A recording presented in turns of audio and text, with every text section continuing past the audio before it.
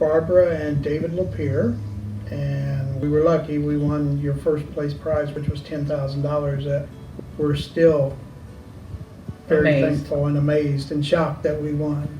Steve actually done the installing, and he had been doing it for over 30 years. Very, very knowledgeable, very professional, and they cleaned the place inside and out. They had paper all over the floor, but then they came and they vacuumed, and then they swept off all the walk, and I mean, that impressed me, because a lot of places that do work for you don't clean up.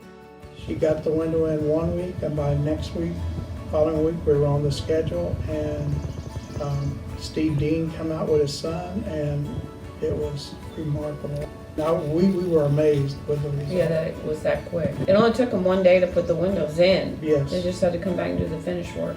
When Tim came out, he listened to every word we said and what we wanted to accomplish. And the workers were very considerate of our home and everything that we have. They weren't like some people that just come in and just don't pay attention to what they're doing. They were very considerate. It's the #1 company in this area for installing windows, bathrooms, any of your home remodeling projects. I would definitely call LJ Stone.